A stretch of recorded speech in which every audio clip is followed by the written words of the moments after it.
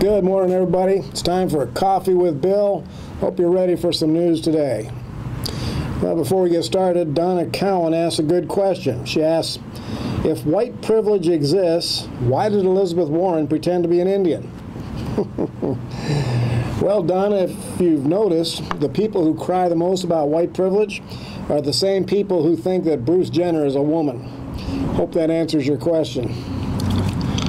Well, believe it or not, the Democrats are trying once again to smear Supreme Court Justice Kavanaugh with fake sexual misconduct accusations.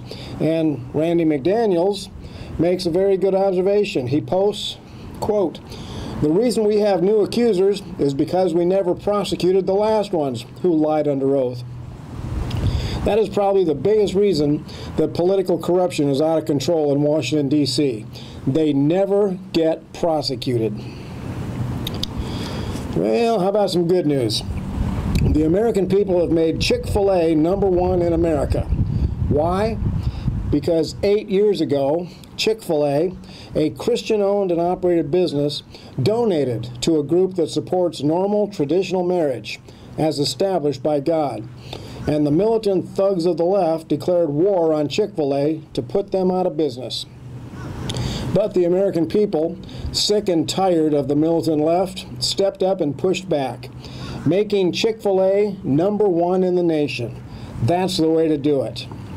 I tell you, folks, anti-Christian hatred is growing rapidly in the USA, and it's the LGBT mob that is spearheading it.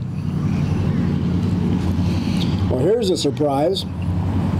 Minnesota, a longtime Democrat stronghold, is turning to Donald Trump. How is this possible? Well, for one thing, Barack Obama imported 43,000 Somalis and dumped them in the 5th Congressional District of Minnesota. And those 43,000 on Election Day just crushed the votes of the Minnesota citizens and elected Ilhan Omar to Congress.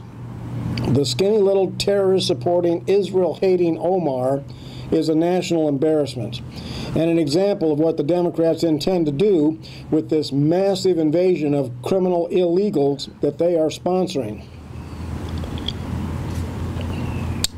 Red flag laws, the forcible confiscation of privately owned firearms from citizens who have violated no law, is an outrageous violation of American law. Now, this is what liberal wannabe dictators dream about. Just stomping on American freedom with the citizen being given no opportunity to speak in his own defense. Che Guevara would be so proud. And I fear that President Trump may be falling for the red flag lies. If Trump signs on to either the red flag laws or the universal background checks, he will lose the support of the Second Amendment Americans, and I'm one of them. President Trump has done great things for this country, but if he or anyone tries to dismantle the Bill of Rights, he makes himself an enemy of the United States of America, and nobody gets away with that. The Democrat presidential contenders are still battling to see who will be the head lunatic in the Democrat asylum. Elizabeth Warren is beating corruptocratic Joe Biden. Corruptocratic. I wish I'd have thought that word up. Every one of the Democrat contenders is promising to take things away from us. Yang wants to ban private ownership of cars. Good luck with that, pal. Little Peter Buttigieg, whatever, wants to eliminate First Amendment protections for Christians.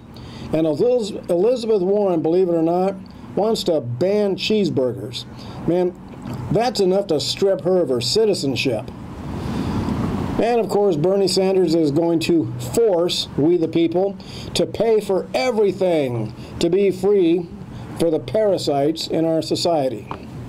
I'll tell you, talking about Democrats always makes me think of Psalm 1, which says, "Blessed is the man who walks not in the counsel of the wicked." And believe you me, the Democrat Party has adopted wickedness as its political agenda. God says, don't listen to these people. Blessed is the man who walks not in the counsel of the wicked, and by extension, Blessed is the nation that walks not in the counsel of the wicked. Well, this is Wild Bill for America saying think about it. Thanks for watching, and America, bless God again.